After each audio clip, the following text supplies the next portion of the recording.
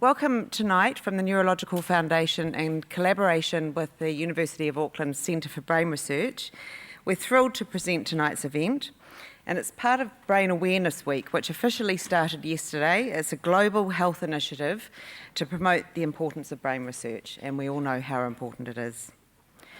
The future health, well-being and cognitive ability of a child is crucially dependent upon the earliest stages of brain development during pregnancy and infancy. This development is determined by a combination of genetic and environmental factors, and if healthy growth is altered or impeded, there is a high risk of resulting neurodevelopmental conditions. Tonight, Dr. Jessie Jacobson will facilitate an important discussion with some of New Zealand's leading scientific and clinical researchers working in the neurodevelopmental field. From enhancing healthy brain development and improving outcomes for at-risk children to new targets for the management and treatment of neurodevelopmental disorders, this discussion will ultimately showcase the world-class research and care protocols underway in this country. I welcome Chair Dr. Jessie Jacobson. Dr. Jacobson received a top achiever doctoral scholarship to complete a PhD in Huntington's disease at the University of Auckland about 10 years ago. Her doctoral research won her the McDermott Young Science of the Year Award in 2007. Following the completion of her PhD, she received a Neurological Foundation of New Zealand Philip Wrightson postdoctoral fellowship to study at the Centre for Human Genetic Research at Massachusetts General Hospital and Harvard Med School in Boston. And I believe that her supervisors are coming over next week or the week after and will be holding a talk here as well. During this time, Jessie developed an interest in complex genetic disorders, particularly autism spectrum disorder and other neurodevelopmental disorders. After 3 years in Boston, she received a Neurological Foundation repatriation fellowship to return to New Zealand and begin research into autism spectrum disorders at the Centre for Brain Research. In 2012, Dr. Jacobson was awarded a 5-year Rutherford Discovery Fellowship from the Royal Society in recognition of her novel contributions to neurodevelopmental disorders. We'll get used to that word by the end of the night. She is also one of the founders of the Minds for Minds Autism Spectrum Disorder Research Network, which will be discussed this evening. Ladies and gentlemen, please join me in welcoming Dr. Jessie Jacobson to chair this evening's discussion. Thank you. Thank you, Jessie.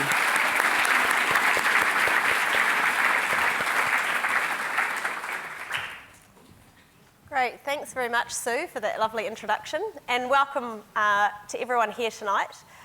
I feel very privileged to be seated up here among these other three panellists, and they all do exceptional research, but also are genuinely really lovely people. So I hope you enjoy their company tonight as much as I do. So let's get underway and meet them. At the end is Dr. Justin Dean. Justin, you're a senior lecturer in the Department of Physiology at the University of Auckland. Can you give us a brief outline of your research interests? Sure, thanks, Jessie. So the overall goal of my research is to try to understand how the brain develops in utero, so that's obviously during pregnancy, as well as in the first few years, particularly after birth. So we're really interested in finding out how these events in brain development actually are altered in babies that are born prematurely, for example, so before 37 weeks of gestation, or particularly before 32 weeks of gestation in very premature babies, as well as infants that have had other insults, such as infection, for example, or low oxygen or low blood flow to the brain, and how these sort of insults and changes in brain development can lead to disorders such as cerebral palsy, for example, which is a motor deficit that's quite common in preterm babies, as well as other long-term problems such as deficits in learning, deficits in memory, for example. So we're really interested in finding out ways to detect these really sort of subtle developmental changes in the brain, and hopefully before you can actually see some of these problems appear in the infant. So as well as that, we're hopefully trying to find ways to promote the brain to develop more correctly in these babies to hopefully try to improve outcomes. So, awesome. Thanks. As you can see, we're very fortunate to have these people in our country. Okay, next up is Dr. Karen Waldy, and Karen, you're an Associate Professor in the Department of Psychology at the University of Auckland. So, as with Justin, can you give us a brief outline of your research interests? Sure. Thank you, Jessie. I'm a developmental neuropsychologist, which means I'm interested in child and adolescent brain development, particularly areas involved in language and attention. I use brain imaging methods and genetic techniques to look for cognitive and biological markers of neurodevelopmental disorders. And I'm also involved in 3 New Zealand longitudinal studies, and that's where we track a cohort of individuals and assess them over time. Thanks, Karen. And finally, Dr. Colette Muir, you're a paediatrician and also an honorary academic at the University of Auckland. Bit of a different question for you. Can you walk us through what a typical day is like for you? Sure. Well, thank you. It's a pleasure to be here. So I'm a paediatrician at Starship, and my specialty is this area called developmental paediatrics. So on a typical day, I would usually have a clinic where I see a number of children and young people and their families. And the children I look after may have a particular diagnosis with their presentation. So I may look after someone who has cerebral palsy or who has conditions such as Down syndrome. I also look after a lot of children or young people where we don't actually have a diagnosis. So it may be a child who's presented with a delay with their language development, or presented with or even over time it's been known that they have delays or disorders with a number of aspects of their development, but even by maybe 15 or 16 we don't have a reason for that. And so my job is a lovely job. I get to meet families, I get to know them over a long period of time. And then much of my other time is spent teaching. This is an area where a lot of our medical students and trainee registrars are really keen to know more about. And then I spend a lot of my day doing paperwork. Many of us do, I'm sure. Great, thanks, Colette. So we might delve a little bit more into some of the research that these 3 are doing. So we might start with Justin. As you mentioned, you specialise in the development of the brain during the neonatal period, so newborn babies and around that time. Can you describe some of the key developmental processes the brain is undergoing at this time? Sure. So I think that the first evidence of any type of brain development you might see during fetal life is probably around 3 to 4 weeks of gestation. But it's not really until about maybe 2 months of gestation, 8 or 9 weeks, that you really start seeing the first evidence of a nervous system, so the brain, the spinal cord, that starts connecting and starts really having any sort of function. So that's around 2 months of gestation, and around this time is when you start producing one of the most important cell types in the brain, which is the neuron. So really from around 2 months of gestation or so, you start really producing a lot of these cells called neurons, and anything up to 250,000 of these cells a minute are made. So there's really high rates of production of these cells.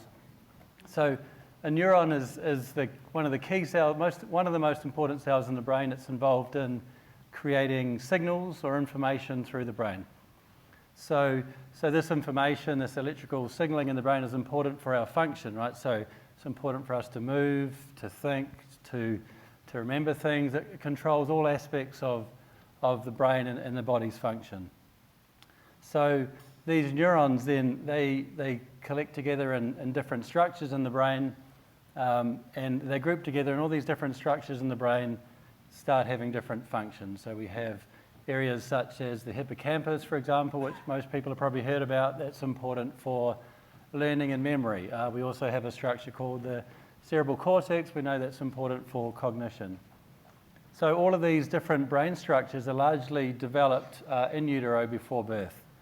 And the bulk of all neurons you're ever going to have in your brain as an adult, now as us, are actually produced by around 25 weeks of gestation. So all of our cells we have in our brain now are largely made before birth. There's some evidence that we can make new neurons, that's called neurogenesis, after birth and into adulthood but the numbers are markedly less than what is actually are in our brain at present. So it's important that we retain our neurons in the brain. So these neurons, this information that the neuron that they make needs to connect to different brain structures. They need to connect to the body. And they do this through fibers. So these neurons have fibers called axons. So to use an analogy, so a neuron in your house would be like a light switch in your house. So you're switching on and off the power in your house. That's the neuron, that's the light switch. And the electrical signals or the information travels through the wires in your house, and that's the axon, if you like. So the connections between all these different brain structures, these axons, are largely made during fetal life, but in the first few years after life, we continue to connect a lot of our brain structures together. But again, the bulk of all this brain development in terms of connections between structures are made within the first few years of life. So these signals that are moving through the brain and connecting, they need to move rapidly, and they need to not sort of crosstalk with each other, if you like. So these axons, these fibers, they need to be insulated. So they need to, they have this insulation material, and that's made in the brain, and that's called myelin, right? So we have this insulation material that's wrapped around these axons. And to go back to the house analogy again, that would be like the coating on the wires in your house, right? The coating in your wires that stops these signals sort of not cross-talking, if you like. So we have this insulation material in the brain, and that's made by these cells in the brain called oligodendrocytes. So apologies if there's too many words here, but so these cells are the cells in the brain that make the myelin, the insulation, the electrical insulation. And so these cells, these oligodendrocyte cells, they are made in your brain during fetal life just after the neurons. So we have all these neurons, the electrical generators, up to about 25 weeks of gestation. And then from around 20 weeks, we start making these oligodendrocyte cells. So these are the cells that make this fatty insulation material called myelin. And so the brain starts wrapping these axons, these fibers, with this myelin from around 30 weeks of gestation, around the time when it's quite common for premature infants to be born. And this process of myelination continues all throughout gestation and actually continues postnatally and even into early adulthood. So there's some structures in the brain that aren't even properly myelinated, so that's insulated, until around 25 years of age. So in particular, there's one structure in the brain called the prefrontal cortex. So this controls how we think of the consequences of our actions, for example. So as people with teenage children, you try to tell them that this is dangerous, or driving a car fast is going to have a consequence. Well, literally, they do not have part of their brain fully formed to even understand those sort of consequences. So that's myelination. And the key sort of developmental events you might see in your children or your grandchildren in the first few years of life, the walking, the skills they develop to walk, the skills they develop to talk, and their increase in intelligence and cognition, a lot of that is due to the process of myelination that's occurring sort of in those first few years of life. So that sounds good. Yeah, I think you've set up quite a good biological basis for my next question, which is a little bit more about your research. So correct me if I'm wrong, but I believe in New Zealand about 500 babies are born prematurely every year. And does that sound about right? Yeah, I think very prematurely. Very so prematurely? Infants maybe about 32 weeks Okay. gestation. And then about 25 to 50% of those go on to have developmental deficits. That's right. That So there's sound a about high right? risk associated with being born Yeah. prematurely. And the more premature you're born, the greater the risk. Again, it's a percentage. It's not Yep. going to happen to all these children, but Yep, but it's a increased risk that the younger you're born. Yeah. excellent.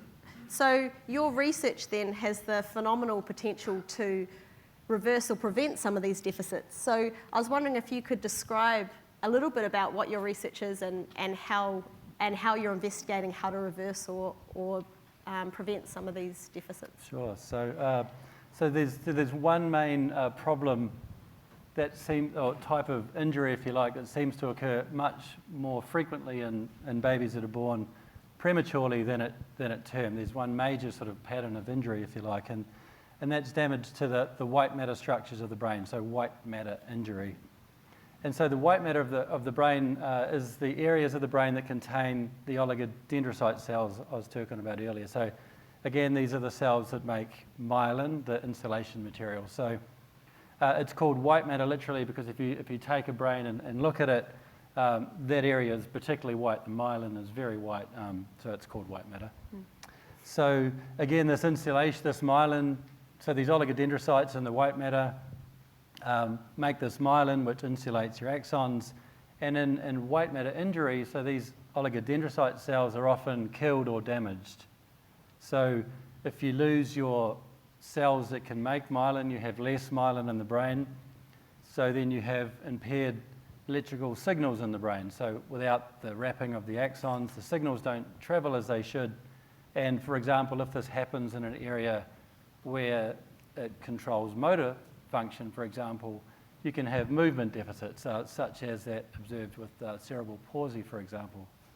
So this demyelination or this impaired myelination, if you like, also happens with people with multiple sclerosis. So in MS, there's an inflammation in the brain and you lose your myelin, so the signals don't travel correctly in the brain, and depending on where that sort of lesion in the brain is, then you have different sort of outcomes or patient outcomes.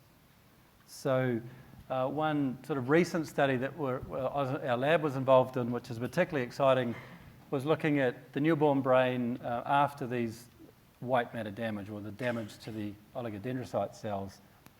And it was actually quite stunning to see that the very early developing brain actually tried to regenerate all these cells that had died. So it was very exciting. We found that all the oligodendrocytes that had actually were killed initially were regenerated, and even more than there was originally.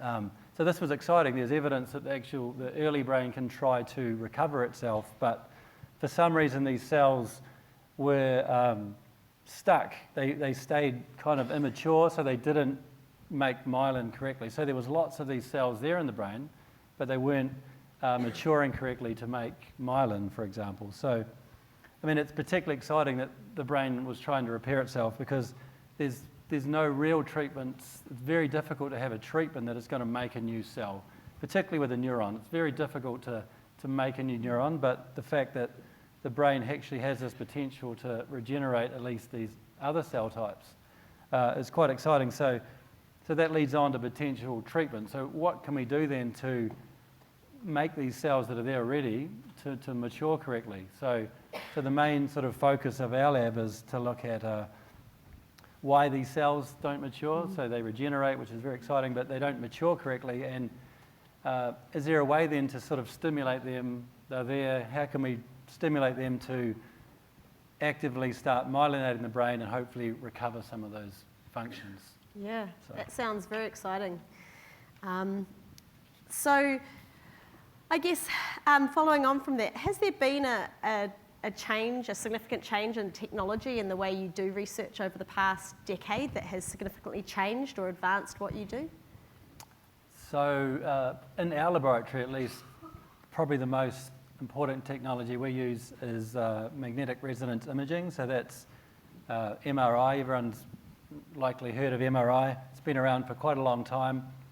But in the last decade or so, there's been these really great advances in the technology of these machines and the different scans, so you can see different things in the brain that you never used to be able to see. So we use MRI to look into the brain. You know, it's non-invasive, so you can see in living people over time what's happening in the brain. So we're really trying to look at these subtle changes in brain development. So it's easy to see a very severe type of injury. There's a hole in the brain or something very severe like that, but we're trying to use MRI to find like little subtle changes in development. So the ultimate hope is that if you can detect these sort of problems early enough, then when at a time when the brain has all this sort of capacity for repair, that then if you ever have a treatment that comes along, you know, we have a way of detecting early enough that there's a problem, so the hope you'll potentially have the best outcomes, if you like. Yeah, absolutely. So, It's very exciting. Well, we might move along briefly. Might move along to Karen, but just I think what we might do is actually Colette. Could you just maybe describe what neurodevelopmental means? Because we're going to be using that word a lot tonight, and also what a neurodevelopmental disorder actually is, and then hopefully we'll carry on after that. Sure. Well, I think we've heard a very good description of neurodevelopment from the biological point of view, and indeed that's really the underpinning of neurodevelopment when we think about that concept, the development of the brain, and not just the brain structures, but the cells and how that brain then begins to function. And from a clinical point of view, the term neurodevelopmental then encompasses what we see clinically as that brain develops. And we think about development as a stepwise process that occurs. And everyone will see, if you observe a little baby, that these stepwise things happen really without you even knowing the next step and the next step, and now they're smiling and now they're rolling. And of course, not all of those steps are due to the brain. I mean, walking absolutely fundamentally involves the brain and the nerves and the neurons. And then it also, and then also muscles and bones. So there are other aspects to what we see with development, but we're thinking primarily from the brain. And then we need to think that it's not just the development that we see, so it's not just the things that are easy to see, like someone walking or beginning to speak, but there's a lot more subtle things we think of when we think of neurodevelopment. So things like the development of socialization and the development of a child learning to play, and to think how many aspects go into that for a child. Recognizing someone, recognizing their intent, reading expression, reading gesture, knowing how to respond to that. And so when I think of neurodevelopment, I think all of those concepts together. And all pinned around the idea that development is a trajectory that happens and it continues on. And that when we think about neurodevelopmental disorders, I think of there being the typical developmental trajectory, and then a trajectory that is different because it's happening early on. So if something happens to the brain, or the way a certain skill or the way something develops early on, that then impacts not only how you do this skill, but how that then impacts on the acquisition of the skill that comes after that. So the typical neurodevelopmental disorders that I would see in my practice would be conditions such as autism spectrum disorder, or what we call ADHD, attention deficit hyperactivity disorder. And the way I think about that is really a different type of development, different to what we would typically see. But the real feature of the word disorder means that is impacting on you functionally. So your way of functioning is different and difficult for you, and we can help with that difficulty, which is essentially what makes that a disorder. That's probably one of the best descriptions I've ever heard. I almost think it deserves a round of applause, but thank you for that.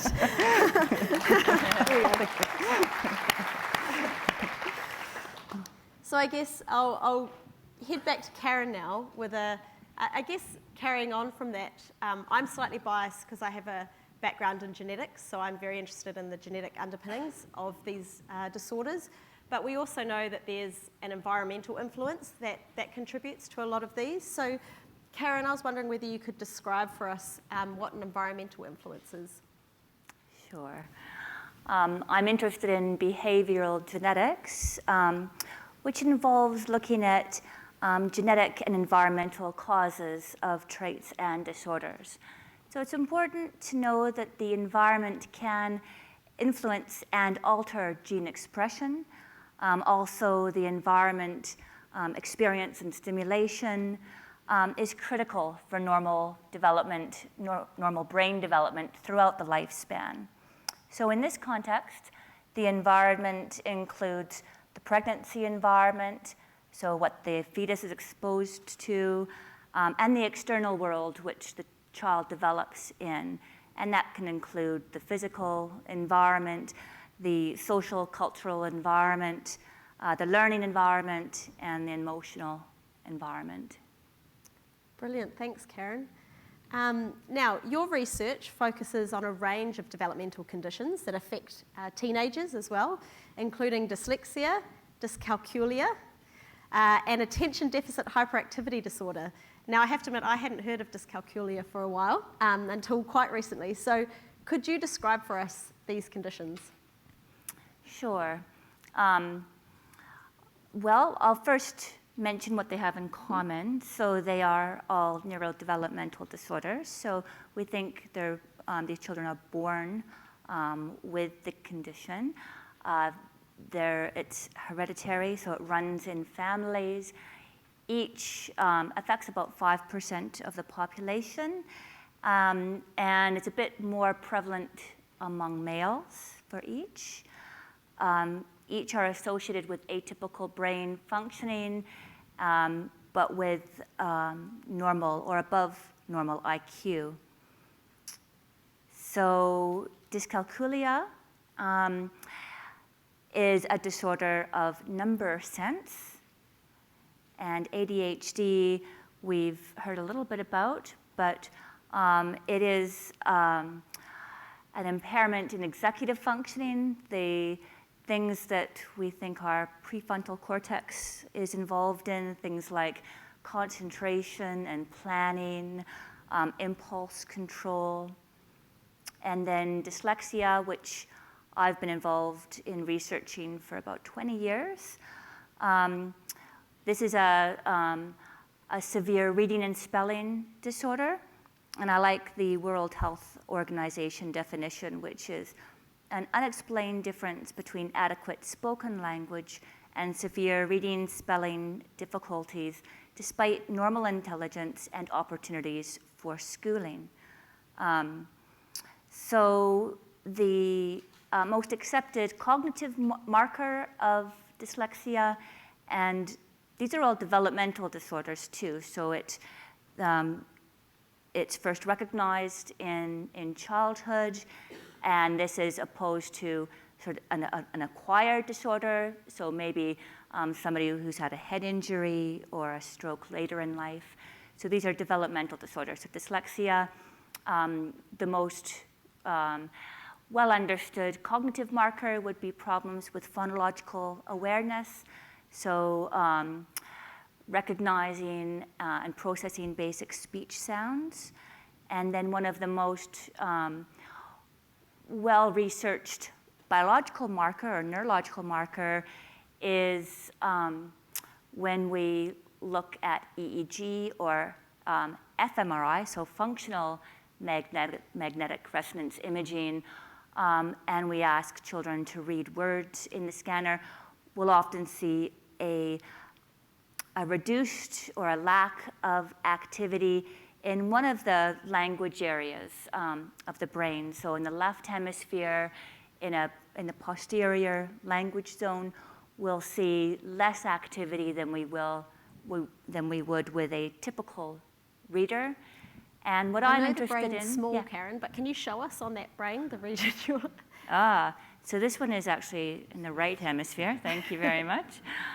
So the left hemisphere. So you've kind of got a frontal language area, the inferior frontal cortex, which is probably best seen in here frontally, and then the more posterior area, which is more on the border between the parietal lobe and the temporal lobe, is where we don't see the activity that we would typically in a typical reader. And so we think that lack of activity is contributing to the reading impairment. But we also see other areas that we think of as compensating, areas that light up during reading tasks that we wouldn't see in typical readers, areas in the right hemisphere and deep within the brain, the insula. And these areas seem to really help, so they correlate with better reading performance. And now the trick for us now is to play on those, the positives, and try to come up with better remediations. Excellent, thank you for that.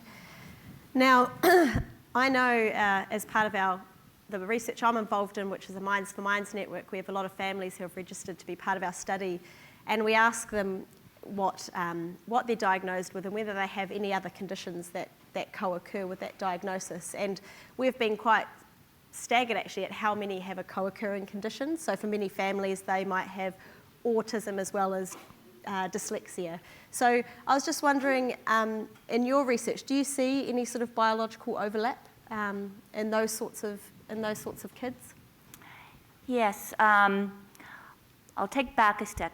I spent, as I mentioned, 20 years or so studying dyslexia, ADHD, and I would spend money with advertising, calling for participants for these experiments, and I'd have typically, say, 200 people answering my call, and then after bringing them in and doing different tests, I might have 10 sort of pure dyslexic individuals or pure ADHD individuals. And about 8 years ago, I started to rearrange my thinking. Instead of trying to find these pure disorders, which are quite hard to find, I'm more interested now in determining why these conditions tend to co-occur so frequently. So in my lab, we see children and adolescents with dyslexia. 50% of the time, they'll have dyscalculia and or ADHD. And then with autism spectrum disorder, we'll also see a lot of kids with coexisting ADHD and OCD, obsessive compulsive disorder.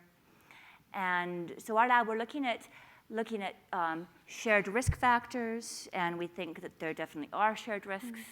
A lot of genes that are important for neural development. There seems to be overlap. Neurologically, it's a bit different. So an example might be just last year, the DSM, so the Diagnostic Manual for Clinicians, just changed for those with autism spectrum disorder. So for the first time last year, we were able to diagnose an individual with both autism or ASD and ADHD. So prior to that,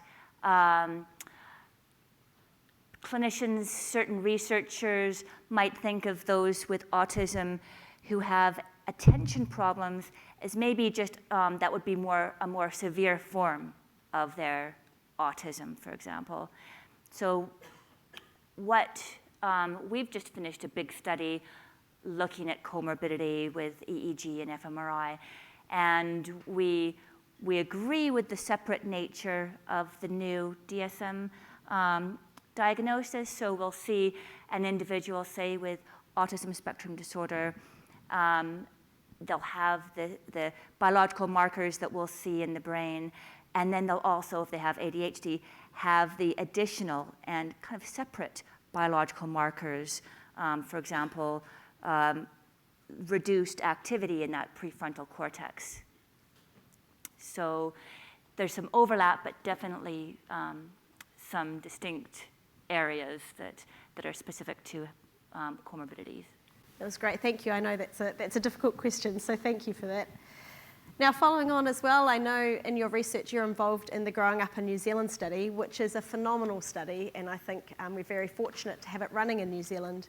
Could you explain to us what the study is and some of the key findings that have come out of the study so far?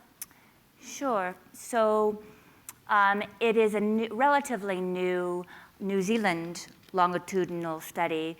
So we started tracking mothers and their partners when they were pregnant in their third trimester, and we followed them when their babies were born at 9 weeks, and then at 9 months, and then 2 years, 4.5 years, and we're just planning the age 8 assessment.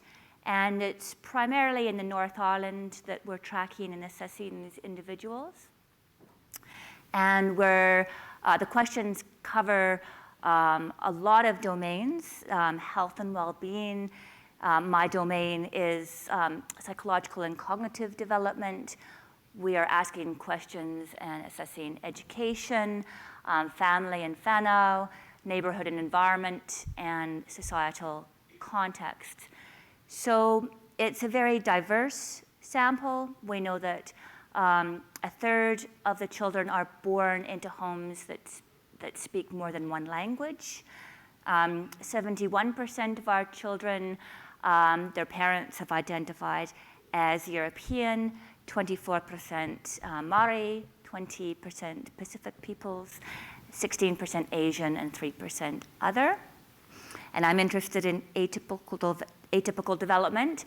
So some of the less positive findings, 11% of mothers smoked during pregnancy, 13% drank after the first trimester, drank alcohol.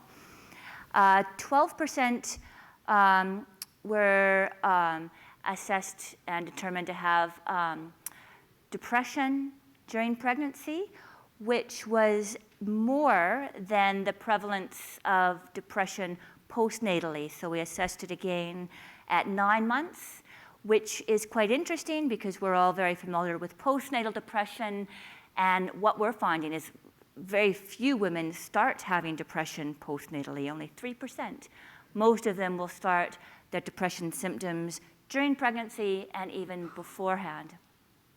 And some of the risk factors involved are greater perceived stress, a diagnosis of anxiety, and women from non-European ethnicities. So at 2 years of age, some interesting things to me are about 10% of our 2-year-olds are considered to be atypical as far as strengths and difficulties questionnaire. So they'll be on the atypical side of behavior and conduct and hyperactivity and attention and so on. And then at 4.5 years, there's about 1.6% who have been diagnosed with autism spectrum disorder. So that's just a little flavor. There are technical reports on the Growing Up in New Zealand website, one that was written prenatally, so during pregnancy, and then one at 9 months, one at 2 years, and then a vulnerability report as well. Excellent. What is that website, Karen? Do you know what the Growing Up in New Zealand website is? I think it's just www.growingup. .co.nz maybe? Yeah, .co.nz. We'll have a look. Google Growing Up in New Zealand. I'm sure you'll get to I'm not sure if it's Growing Up, because there are other growing up studies. There's Growing Up in Australia, Growing Up in Ireland. Right. So Growing Up in, Google Growing Up in New Zealand will give you the best information. Excellent. Thanks, Karen. So I guess we'll move on to Colette, and as Karen mentioned, about 1.6% of those in the Growing Up in New Zealand study have been diagnosed with autism. So I think we might start off there for some more clinically based questions. Can you let us know what sort of variation you see in the disorder in your clinic? Sure. So autism spectrum disorder is indeed that, and I think the word spectrum is one of the keys to understanding this condition. Autism spectrum disorder in itself, and we've heard some mention of the new diagnostic criteria. So how we define that now is children, young people or adults, who have difficulties in 2 areas. One is called social communication. So we used to talk about language, but now we've got a far broader understanding that autism is actually around this concept of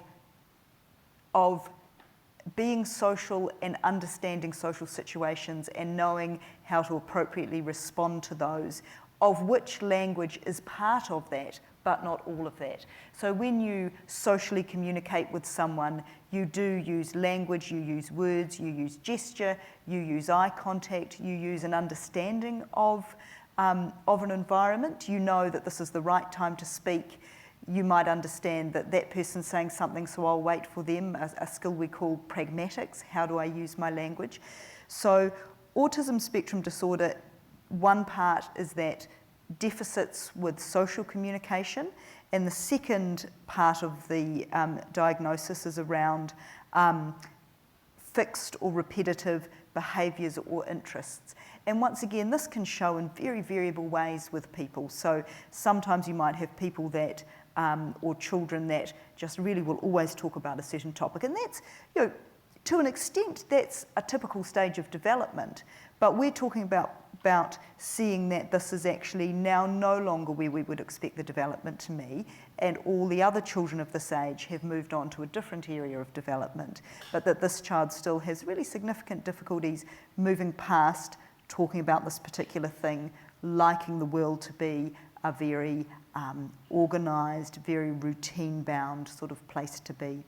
So I see a huge range. So in my job, I will see children or young people who present with quite severe autism spectrum disorder, who may have a lot of difficulties with all aspects of communication, right up to the other end of what was previously called Asperger's, which we no longer use the term, but I think the concept that people are aware of someone who might, for most part, usually function just fine, but actually you realise really struggles with that social stuff and might really have some really quite quirky, for want of a better word, behaviours around liking things to be the same.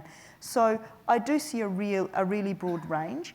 But once again, I come back to, as I talked about before, I think one of the really important things with that is around the function. So there are people, and some people even define themselves as having Asperger's. Oh, I'm pretty, I've got Asperger's. But actually, if you're functioning fine, you don't. There are some people who are really social and some people that are less social, and that's fine. And there are some people that are just really, go with the flow sort of people, and other people who really like the world to be quite structured. But where we want to know about people is where actually those difficulties are now difficulties. They're really difficult for you. So it's a real range of what I see. And what I do tend to see is if you have a more severe presentation, so a child that really, from really early on, isn't developing words, we're really worried about they're developing play skills, they really don't seem very interested in the other children in the kindergarten. Those are the children that tend to present earlier and at a younger age. And in my other job, which I hadn't mentioned actually, which I work for the CARA Centre, which is the Child Mental Health Service, where we're more typically seeing school-age children or adolescents. And these are children that have managed to get by until now, but now actually those difficulties with those social interactions or being able to do things differently has really impacting them now. Oh, that's great. It's amazing work, what you do. So I guess one thing I'd like you to touch on is, I'm sure many people here will know there are some quite astounding theories on what causes autism. Yeah. I've read some amazing things, including things like bleach enemas and whatnot. I mean, oh no, that was a treatment, sorry. A treatment was bleach enema. It's a field that has the most astounding theories. So what do we know for sure contributes to autism? Well, I think the first important understanding that autism itself is what I call a heterogeneous disorder. So we are putting people into a diagnostic criteria based on a behavioural presentation. But as we've alluded to, there's lots and lots of different presentations within that. So what is the truth for one person within that category may well not be for others. Really where I think we're getting the most firm data around causation is around some of the new and evolving genetic work, which you'll be far more aware of the details than me. But even within that, it's been really interesting. So there's been some quite marked evolutions in how we can do genetic testing, really from a clinical perspective over the last four or 5 years. So previously, if I was concerned about a child and wanted to think about things from a genetic perspective, I would send them off to my genetic colleagues who would first of all look and see if there were any particular features of this child that might help us. They may have their eyes may look different to their parents, or the appearance of their mouth may lead to somewhere. We did what was called a karyotype, where people would literally look through a microscope and say, do you have the right number of chromosomes? And then it would be up to the geneticist to choose a particular genetic condition they were looking for. So they might say, I'm worried about this particular condition, so laboratory, could you go and look at chromosome 15 at this particular point for me and tell me if there is an abnormality there.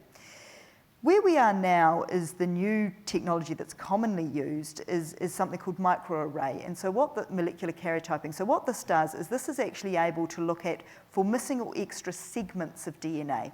So it's not looking at every single gene, but it's looking for missing or extra segments. And this has changed really, I think, how we've thought about autism and the genetics of it, because what we're seeing is that all of a sudden we've got some quite marked risk factors. So we might say if you have a duplication at this particular area, say of chromosome 16, we're seeing that 40% of those children or young people with that chromosomal abnormality are presenting with autism spectrum disorder.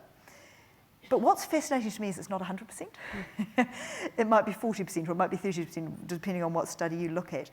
So I think the strongest information, so I think there is a strong link with genetics, but I think also very clearly genetics is not all of the answer. Mm-hmm.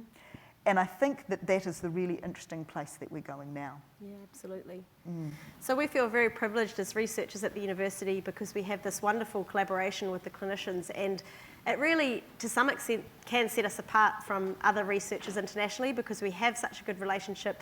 I mean, I've gone up to talk with Colette and we can discuss this, and I think that helps us figure out whether what we see in the lab, which might be a genetic cause, actually fits with the clinical presentation. So we feel very fortunate to have such wonderful clinicians in the country who do such a great job of diagnosing these individuals and also working with us researchers to try and generate better health outcomes for these individuals. So just for members of the audience that might be interested, what should families look out for if their child, if they suspect their child or grandchild might have autism, and who should they contact if they're concerned? Well, I think what we do know when we look at studies is that parents and grandparents and teachers are actually very astute at being able to pick up a child whose development may not be typical. And I think if you're worried, you should seek help. And with regards to autism, the types of things that I would often hear would be children with language difficulties, children with difficulty developing their play skills, and they may not have that same, particularly that level of imaginative play.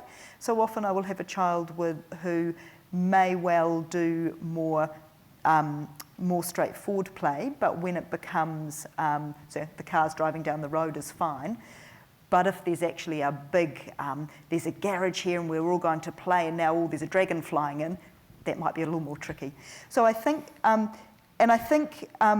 if you have concerns with these regards, I think GPs are the very first good place to start. You can usually start the referral process. But what I think is really important is gathering some of that other information.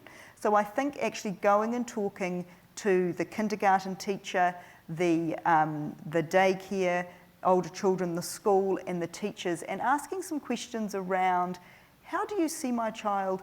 We don't often want to compare children to other children because I think every child is unique and that's the really important thing.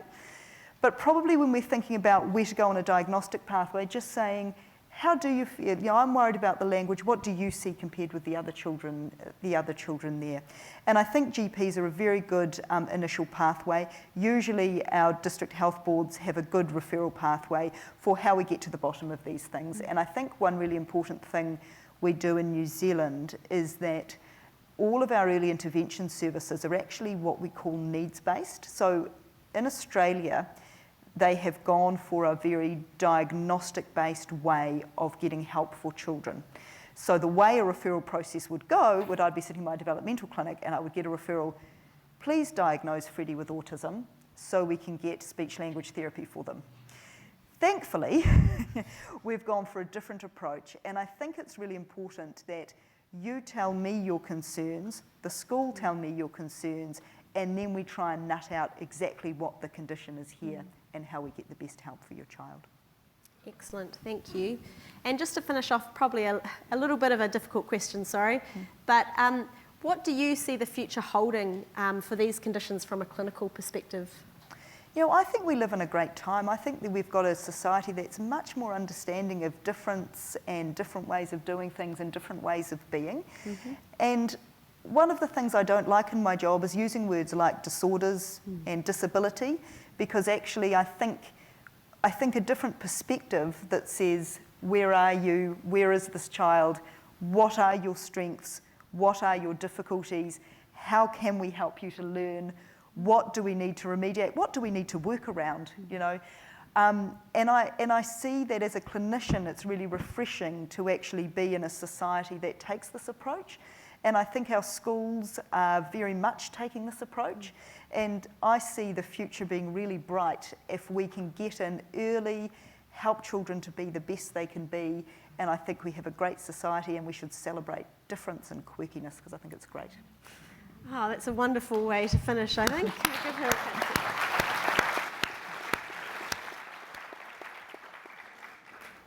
So I think just to finish off, I might ask all of our panellists 2 questions.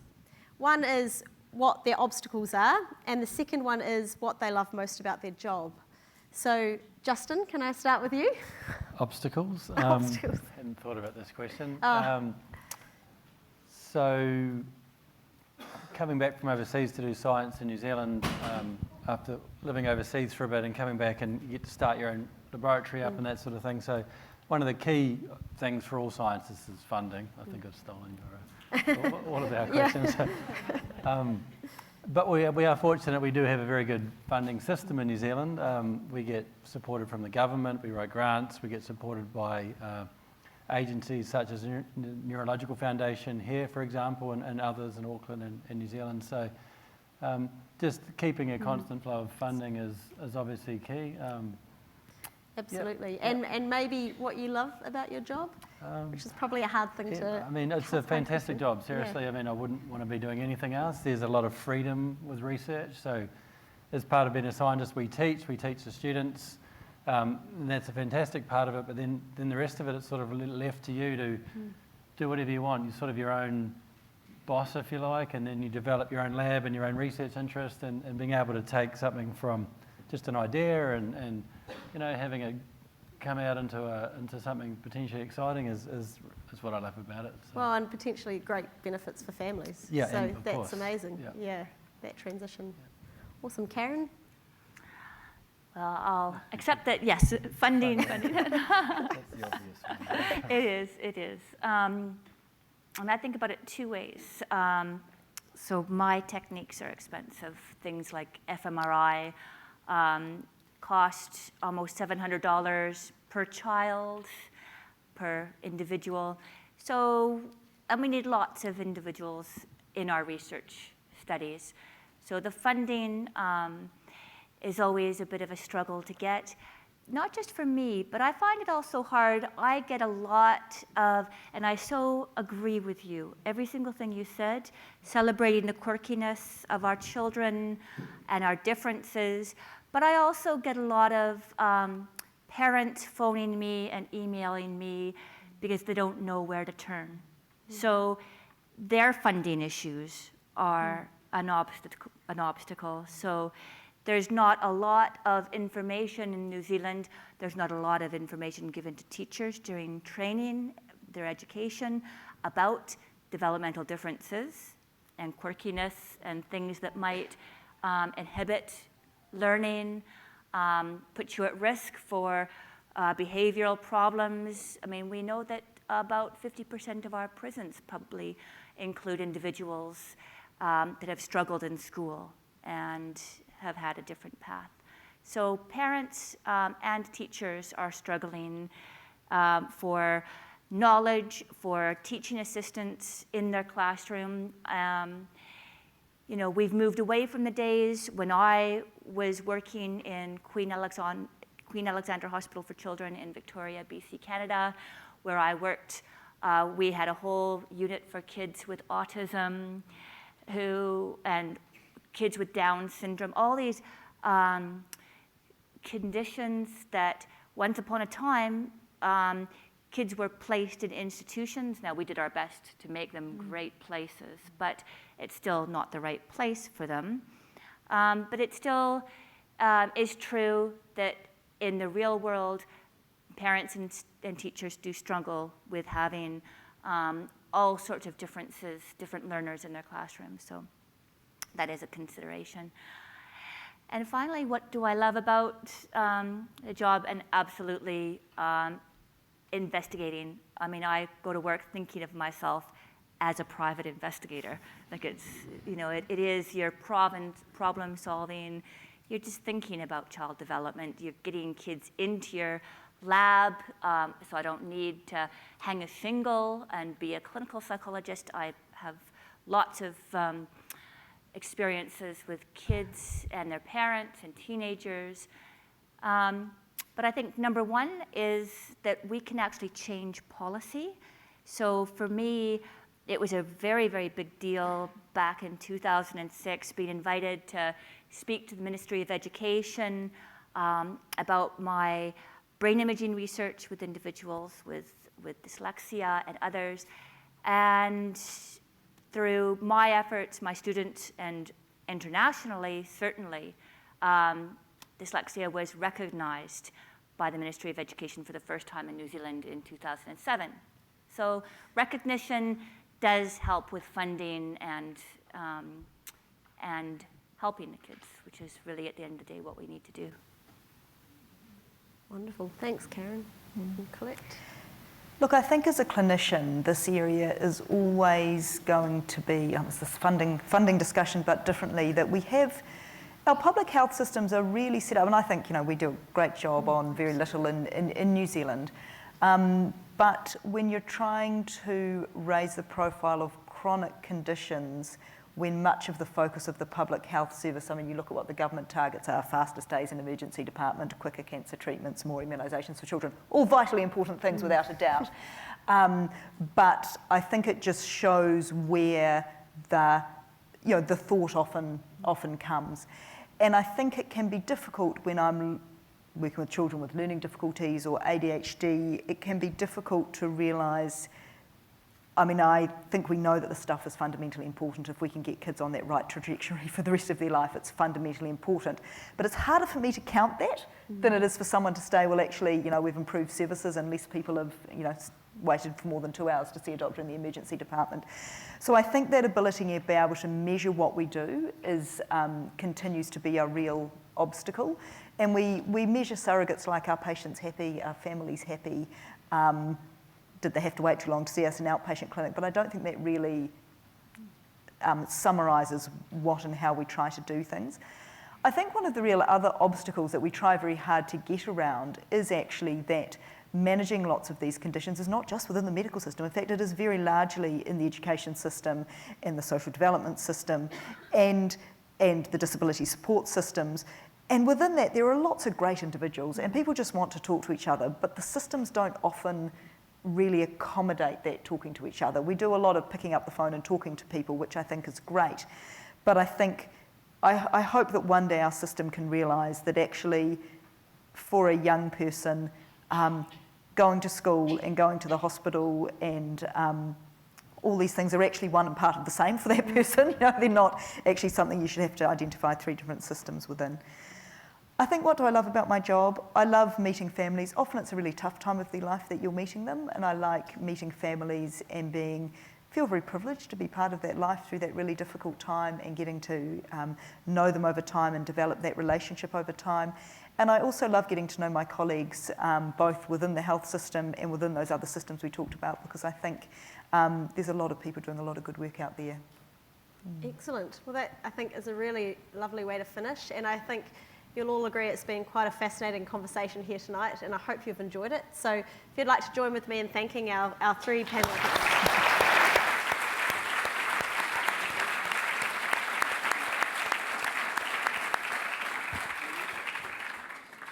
Thank you, Jessie, and I think everyone would like to know the answers to your 2 questions. So can we start with the first? Obstacles. Well, funding's come up. Obstacles, that's hard, because there's so many good parts. I guess sometimes trying to find all the resources and the connections you want to do, often we dream up these amazingly big ideas. Well, I do. I tend to be a little bit overambitious with what I want to do, and then it becomes a bit of a challenge trying to pull it all together. So I guess research to some extent, as Justin said, you are your own boss, but sometimes I wish I had a little army of people that could call up the 5 people to organise these things, or consent the 1,500 people on our database instead of me handwriting 1,500 envelopes. So I guess those are very basic, simple obstacles that I can think of when I come to mind. The thing I love about my job, hands down, is being able to do things for families, and that's why I got into research in the first place. I just can't think of anything better of being able to provide an answer to a family that's been on a really long diagnostic odyssey, and so many of these families remain undiagnosed. And if we can come back and say, hey, look, this is what we've found and this is what causes it, even if it doesn't result in a treatment or anything else, I think we underestimate how much an answer can mean for a family. So hands down, that's what I love most about my job. Fabulous, thank you. We're going to open up probably for about 15 minutes or so of questions, and if we can ask that the questions are not slanted personally, but rather that they give courtesy to the rest of the audience and answers for the rest of the audience as well, and just one question per person. We're going to start on this side with Georgie just here. So have we got a show of hands for questions? Yes, Georgie.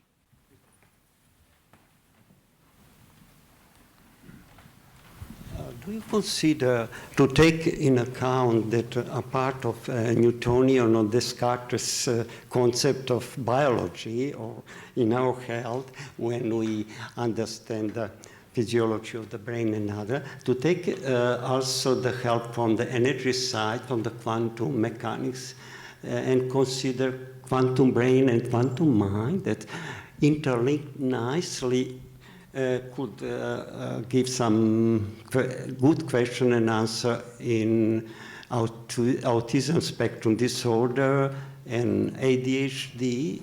And I suggest that the shortcut is to intervene in the brain, which is the very last place to do anything. Look in the biology in the body before the brain-blood barrier and try to see what is these factors of epigenetics comes in the play to induce this syndrome disorder, this disorder that I mentioned, because you are overlapping with the mental health problems. So can you speak into the microphone? With the mental health problems, depression, schizophrenia, all sort of things. And this is disaster that are made just because of clinician, and I wouldn't say neuroscience, because neuroscience doesn't touch this area, is demolished everything what may be helpful to the clients. Thank you. Quantum physics can offer a lot of. Thank you. Anyone else down here? No? Okay, over into the middle. Oh, yes, we've got Professor Nicholson down here, Georgie. Thank you. Thank you very much, panel. It's been a very interesting evening. I wonder if somebody could tell me a little bit about fetal alcohol syndrome and where that falls in your neurodevelopmental disorders, or does it? Look, I think that's a really interesting question, and I think it's a hot topic in an evolving area at the moment. Both clinically and I think also from a research perspective. There was a lot of sort of work, might have more information, but Canada's been one of the really, the sort of groups that have really got going early with this. And I think absolutely the concept of within our development, we have had a toxic exposure to a condition such as alcohol. I think that absolutely fits within that concept of the neurodevelopmental framework. Where I think the interesting work from a clinical perspective is coming now is that it's been long known the children who have what's called fetal alcohol syndrome, so very clear cut, you could go to a geneticist, you can look at that appearance. But what we're learning much more about now are the more subtle but actually really important impacts of alcohol in that early time. And I think that field is all very evolving, and this would go very into some of, I'm sure you both have extra comments as well, but I think it's a very exciting and interesting time to see how that is starting to impact things like executive functioning, children who may, on an IQ test, have a very standard intelligence level, yet actually the way their brain is functioning is causing significant difficulties for them. Yeah, I don't have much more to add. I'll pass it to you, but I think it's so necessary to think of it as a spectrum, and just any alcohol can be too much alcohol as far as brain development is concerned. It's a major teratogen, so it is exposing a fetus to a poison, and we don't know what the effects are. And certainly problems with concentration and behavioral difficulties are what we see in the lab. I totally agree. I mean, we don't know what levels of exposure are safe, if any. And we know that alcohol is the one drug that is actually toxic to every cell type in your brain. If you study cells individually, then alcohol can actually kill every cell type in the brain. It's whether those levels are reached in a whole organism, but in any type of insult during development, alcohol is one of them, drug use, heavy metals, stress during pregnancy, all of these have potential to impact on, even if it's not a severe injury, right? You don't have to have a damage to the brain as such, but just impairing how that brain develops, putting it on a slightly different trajectory, right? So it's just a bit delayed or something like that. So all these type of stresses and things during pregnancy and early life can affect your development. There's one famous study in the Second World War when the Dutch supported the Allies and the Germans, they starved out, the Dutch, and they were very good at keeping records. So it's the Dutch famine study. So the mothers who were pregnant got down to eating a certain amount of tulips per day, and they could record what their calorie intake and depending on what trimester you're exposed to this 3 or 4 months of stress, then you had markedly different outcomes in their children. So they've looked at the children to these parents, and they have higher rates, for example, if you're in your 3rd trimester when you had this stress, there's higher rates of schizophrenia in adult life and other sort of disorders like this. So there's no doubt that, that's an extreme stress, but even more subtle things can impact on how the brain develops. So. And we see in our longitudinal studies, our gene environment work, we see very strong effects of, say, smoking during pregnancy can impact on IQ, approximately 4 IQ points if a mother smokes during pregnancy. And then if you happen to have a certain genetic makeup, that risk can be doubled. So we'll see on average 7 to 8 IQ points difference in smokers. And perceived stress during pregnancy can also put offspring at risk for ADHD and other behavioral difficulties. So we see that, and particularly in combination with certain genotypes. Thank you. Any more questions in the middle? Okay, we'll go over to Natalia's side. There's a question up there. Thank you.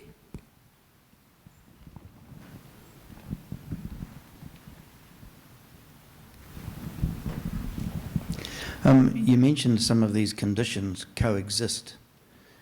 If you treat one of them, does it have an impact on the other? Yeah, no, look, that is a fascinating question and one that we're often grappling with in clinical practice. And I'll give one example.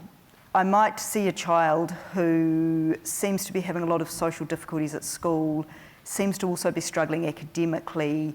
We do quite a workup and think, well, we clearly have features of ADHD here, particularly the concentration subtype, and they're also a little bit impulsive. And sometimes what we'll do is say, well, look, you've clearly got the ADHD. That's the thing that I've actually got a medication with. I can treat simply and easily. The medications we have are very safe, very well studied. And actually, I'm not treating social behaviour with a medication. I'm treating concentration and impulsivity. But sometimes if you get that child concentrating and not just doing silly stuff, So sometimes, that impulsive stuff can be the child that's sitting in the classroom and just sort of says the silly thing, or they're trying to have a conversation with their friend and they just make a silly noise or just sort of roughly, nudge them, not meaning to. So sometimes we can find that if you treat one bit, it can actually impact on your impression of something else. So if I can treat your ADHD, I think, actually, I thought we were going to go down an assessment for sort of Asperger's ASD here, but actually I can see that if I can actually get you functioning, then this isn't an underlying core difficulty of yours. This isn't actually there. So I think often my practice is looking at someone and saying, which are the bits I can treat? Could I treat the anxiety disorder there? Because that can then impact on everything else. Now, in saying that, a diagnosis of autism spectrum disorder is looking at core deficits. So you shouldn't be able to treat it with that, but if treating it with that makes that go away, it wasn't that to start with, if you know what I mean. Yeah. Anything to add, Karen? No, I would agree 100%. Yeah, we see kids treated for their ADHD, and that helps a wide range of behaviors and learning outcomes, and the same with anxiety. Absolutely. Great, thank you. Very good question, thank you, sir. Any more questions on this side? No, okay. No more questions from the floor. Did you read that book, Quantum Warrior? It's about mind power. John Coyle wrote the latest book. It's called Mind Warrior. I haven't. That sounds There's interesting. another book called Mind Power. Yeah. But Without knowing about... basically, it's about quantum physics. And I don't know if you watched that video, What the Flip the Window Down the Rabbit Hole. It's a merge between religion and quantum physics. And so I don't know, I did watch the DVD, but I couldn't make myself because I'm not very good at Well, and I'm sorry, I don't know that particular book, but I suppose mind power makes me think of the concept of how much I rely on the clinical psychologists I work with. And there are many people who have conditions such as autism spectrum disorder who can really do a lot of managing their own condition. They can learn things, they can learn techniques, they can learn strategies to really help them to live the life they want to live. And that's probably slightly different mind power, but I think it's an important aspect of what we do. Thank you. Colette, Karen and Justin, it's been extraordinary to hear you this evening and how the translation from research into the clinic is helping to transform lives, and it's very, very exciting to be at this stage. Oh, sorry, one more question. I just had one more follow-up on that. As far as like coming from the education sector, now if you have, sometimes what we see is that parents are looking for an answer and they get their children diagnosed, and particularly ADHD, so they go along the path of medication. They're very nervous about it, and how long should they give it? They see a little snippet and they go, this is not for me, and it's very hard for us. Then they don't know who to turn to. They kind of feel that the door's shut. They've had that one look. And so they just go, maybe they'll grow out of it. Yeah, look, and that's really difficult, and I think we need to make sure we organise our systems and how we provide our clinical practice so that doesn't happen. And my own personal practice is to really I really sell hard the idea that this is a trial of medication and really spell out what a trial involves. I spell out the fact that often you may see side effects within the first 2 weeks. So often when we start a medication like Ritalin, methylphenidate, people know it as Ritalin, within that first 2 weeks, often children or young people might get a bit headachy, might get a bit of a sore tummy, might be a bit emotionally up and down. And I find if you warn people well that this is what can potentially happen, and you say, I don't want you to be on this medicine if that carries on. So you need to tell me, but actually I want you to try and wear it for the first 2 weeks because I think it's going to settle down. And most of the time I find if I give them that good background, most people will do it. In my practice, I also try very hard to get teachers on board so that everyone knows that this trial is happening. And I think that that is really difficult if families are feeling like they're not getting that degree of follow-up. But I think in those sort of situations, back to the doctor that prescribed that medication is the absolute way to go. And I think you're absolutely empowered, with permission from the parent. Would you mind if I contacted your doctor at the hospital and let them know? I think most clinicians would be really grateful for that. Thanks, Colette. So thank you once again for your input and incredible insights this evening. And Jessie, Dr. Jessie Jacobson, we're very proud of you, the Neurological Foundation, and those who've supported the Neurological Foundation through donations will be very proud of you. Thanks for your excellent chairpersonship tonight. And we'll do this again, definitely. It was a very insightful evening. I'm sure that we could talk for another hour quite easily. So ladies and gentlemen, I'd like to say thank you very much to you as well. Just before you leave, if you are a member of the Neurological Foundation, you'll be very familiar with this. It's a Headlines newsletter. They come out quarterly. They provide updates with all of the research that the Neurological Foundation's supporters have funded, including Jessie, and she will be the feature story in our annual report to members, which comes out in April. If you're not a member of the Neurological Foundation, you can grab one of the Join Donate forms out at the front, or grab this copy of Headlines, which is out the front, and there's a Join Donate form in there. And you'll see that supporting the foundation has provided quite incredible results over the years and into the future. So ladies and gentlemen, thank you so much for coming tonight. I know parking was a bit difficult, but at least it wasn't raining. And, and hopefully it's clear out there tonight. And to the panel again, thanks so much. Researchers and clinicians are incredibly busy. It's very difficult for them to get away on time. And all of you were early this evening, and I really appreciate, as does all of the Neurological Foundation team, that you have made it here tonight, and I look forward to us putting this on again in the future and providing more updates. And the Growing Up in New Zealand website is actually growingup.org.nz for anyone that would like that. Ladies and gentlemen, thank you. Please join me in thanking our panel.